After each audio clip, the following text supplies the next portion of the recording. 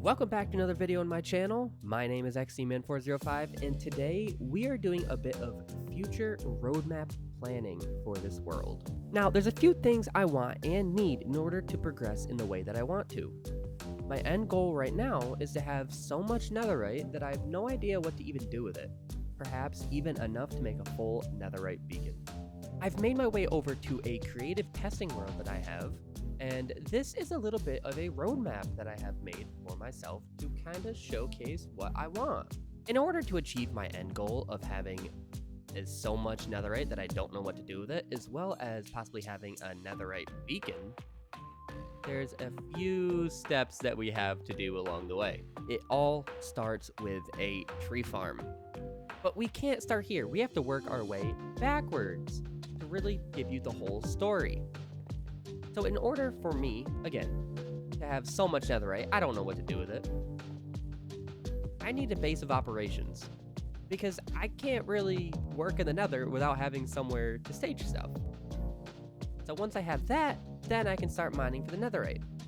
But I can't start doing that until I have all the deployers to make my life so much easier in the nether when it comes to making sure me as well as my mining contraption is safe from lava.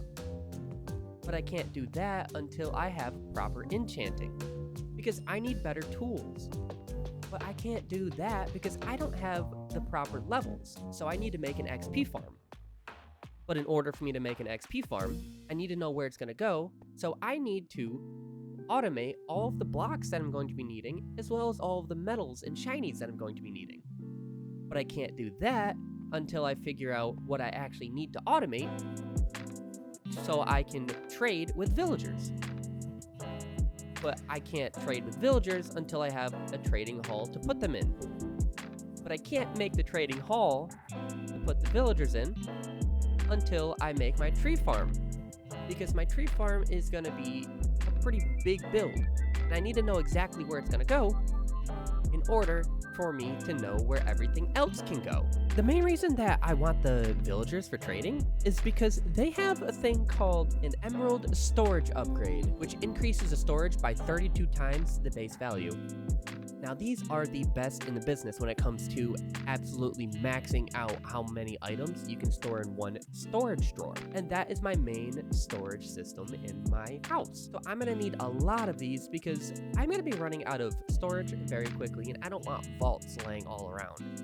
Storage drawers are just a more convenient, more efficient way to store items. So first we're going to be having a tree farm, which I think is going to be going right here somewhere. Then we'll be having a trading hall, which I'm thinking is going to go in the wall here, but I'm not exactly sure yet. Next, we'll have villagers in the same trading hall here. And after that, we'll be having all the metals and blocks in this area. And preceding the automation of all those metals and blocks will be an XP farm somewhere over here. I'm thinking then we can have an enchanting setup somewhere over here maybe. And then after that, we will be able to put all the deployers that we will be able to make from all of our new automations onto this big mamma jamma, big behemoth of a drill, my mining contraption.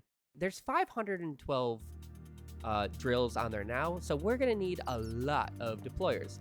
We're gonna need deployers on the bottom, along all the sides, and on every drill here. Because if we drill into a pool of lava like this over here, I want to be able to just keep going and not worry about that lava coming into my hole and possibly harming me or stopping my drill. Once we have all those deployers on my mining contraption, we will then need to build some kind of aesthetically pleasing nether portal, and I'm thinking it should go right in the middle here, somewhere kind of this area. And I'm thinking there would be another portal, one on each side, as kind of like a monument, we'll call it.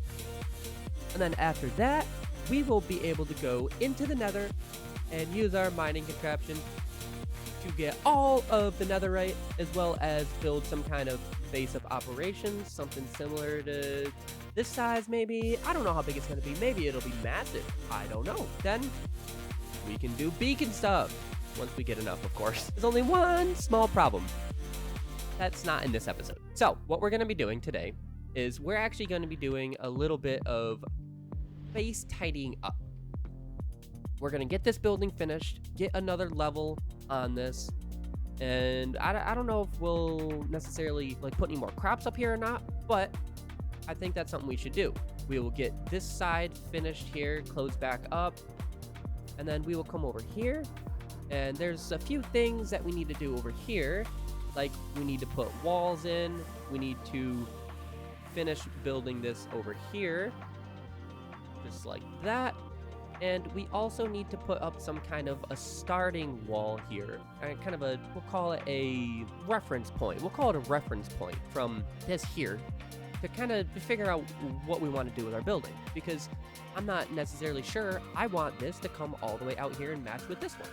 I think it'd be kind of cool if it was set back a little bit so you could see part of the building. I also want to come down here and get all of the walls situated. Get this all set up and... Oh, you know, I was doing some stuff, and I did make another Silk Touch vein mining pickaxe, and I'm like, I could have sworn I had an enchantment table already set up. Grindstone, anvil. So, I did a little bit of crafting, and I came all the way over here, and... What am I doing? They're literally in the same corner, directly above each other. Like, if I... Oh, it's not exactly, but it literally... What am I doing? In between episodes, I also did go ahead and make a diamond backpack full of all of my create stuff. I have a tier 3 stack upgrade, which is a diamond one, as well as a crafting upgrade here. And this is everything that I currently am using to kind of help push along my create experience in this world. So that is very nice. So now I have this backpack here, as well as my create backpack, and then if I press V, I also have this backpack on me. So this is quite nice. I'm very excited for that. So where do we want to get started first? I'm thinking we get started over here, and we build this up, and then we cap it off. So let me go ahead and get the materials for this, and I will do a little montage. Little fun montage.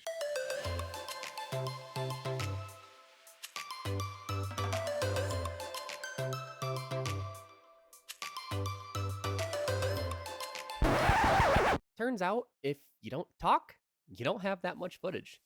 So a little recap of what we did. We started over here, and we got this kind of buttoned up. This is what the final crop farm is going to look like. I'm not quite sure what I'm going to do with this roof here, because it does look a little weird. But that is okay for right now. We went ahead and added in some little lantern street light things. We added a bunch of lanterns in here for light, which is nice. We added a ladder here to get up to the second floor. And this is where now it'll be connected to this one here. But I think I'm going to have a portable storage interface on the other side as well, so that those crops can go straight into the vault over there and not have to run through this whole system here. We also added some light in here. We put a door on this, fixed our wall here where there was a hole from mining out that farm, as well as we got this all buttoned up. We got the ceiling all in, we got the walls all buttoned up. We got this here, this hole, so that flint can continue come flying out. We put the railing on, and we even made sure to leave ourselves some kind of an access to get back here. So if I go up, it allows me to get up here, but it also allows me to get to a very important part of my water. Now, these pipes look crazy, but that's okay. And we can also get to this from here, but this will eventually be closed in, I think. We come back here, and then we go down. Now, this gives us access to everything that is back here in my workshop. And we can also follow this all the way back here. And this is eventually how we're going to be extracting this stuff from the vault and putting it in my storage system. We're going to use these trims here. And is that? Yes, that is. Okay, so we're going to be using this trim all the way along here with a slave controller. And that will be how we get our stuff into my storage system. So that is wonderful. Now, I also do have a little door here, just in case. And I also have a door here that I will be putting a door, but there is no door there yet, but there will be a door there at some point. You can see our farm has been doing well. We almost have 2,300 bread. So I will never have to worry about food again, even though bread is not necessarily the best food source. That's okay. So to fill some of this time so that I have an actual length video. Oh, I almost forgot. I also did change this around. So instead of it sticking out to like here, it's more flush and it doesn't go any further than it has to. It's going to wreak havoc when I come to building a wall here to finish this portion of the building. But that's okay.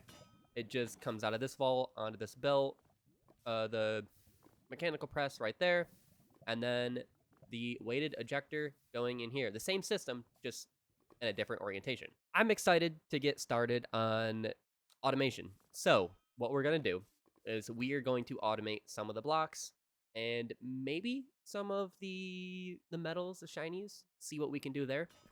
But I think we're going to start off with gravel and sand. And I think instead of putting them into vaults, I might just throw them into drawers. I feel like the drawers would be the most compact instead of having these vaults like this. But I'm not exactly sure if I want to do that. I like using the vaults, I'm not going to lie. But also, if I try to put a vault here, it'll just make this a 3 by 3 by 2. So I'm not sure.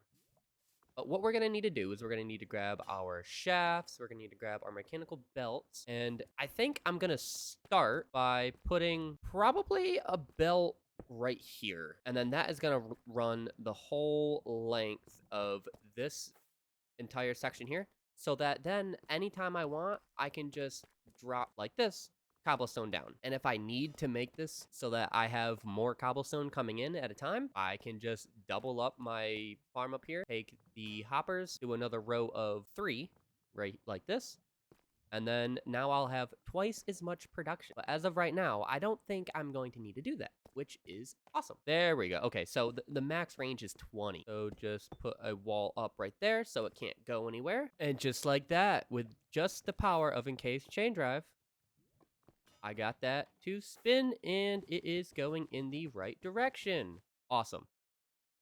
A little tip for you guys. If you sneak on the belts, you can walk against them no matter how fast they are spinning. But if you just... Like right now, I'm sprinting. But even jumping, I can't... You can see that I'm running. But I can't move. Alrighty, that looks a little better in my opinion. With this first one, we are going to be making gravel. And then the gravel can then be turned into sand. Here is our design. We have the chute that will be taking cobblestone off of the belt, putting it down here. It will get crushed into gravel. I'm hoping that this tunnel here on the item drain right there, we'll put the items over here. That way they can come down here, and from that gravel will get crushed again and turned into sand. And they will both run down here into these boxes. Now, the moment of truth is to just give it a little test, I guess. Place that there. Gravel's working good. Sand's working great. And just like that, perfect. Not perfect. After I added a second smart chute down here, it seems to have completely fixed the issue. I really don't feel like slowing the belts down, so I'm glad that that worked. And honestly, what I probably should be doing is taking the flint and at least the clay and putting it down a belt right here. And you know what? That is what I'm actually going to do. I am actually going to do that right now. Now let's see if my little contraption works. It is working. 7 clay balls. That does work. So now I have gravel, clay, and sand all automated. That is perfect. And that flint is going bye-bye. I don't want none of that flint. None of that flint stuff. I think the next thing I want to do is automate andesite alloy. In order to make andesite alloy, we need iron nuggets and andesite. In order to make andesite, we need diorite and cobblestone. You can make diorite with cobblestone and nether quartz. You can get nether quartz from washing soul sand. You can get soul sand from haunting sand. So the next thing we need to do is create another set of crushing wheels, 2 of them to be exact, So 4 more crushing wheels to crush the cobblestone into sand. We will then haunt the sand. We will then wash the soul sand. And then we will have to have mechanical crafters along with the mechanical arms. I don't have any mechanical arms, do I? Does not appear that I have any mechanical arms. Okay, I will then have to make some mechanical arms to put them in the mechanical crafters. And then from there, we can get our andesite alloy. I hope this doesn't take up too much room. And with a lot of time and a lot of head scratching later, this is what I have come up with.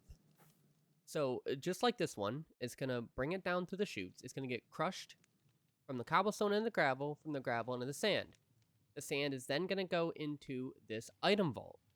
From there, we have the 3 brass funnels here that are going to go on the depots. The fans are going to haunt them into soul sand. The soul sand is then going to be pulled out with 3 smart chutes and washed right under here. You can see right here, they're going to get washed. Once they are washed, get put into this vault, which has item filters on it for only gold and nether quartz. My bad. The gold will then come over here into this barrel here. And I did do a little test just to make sure it's all work. Let's see this bad boy in action. I don't know why flint is coming out.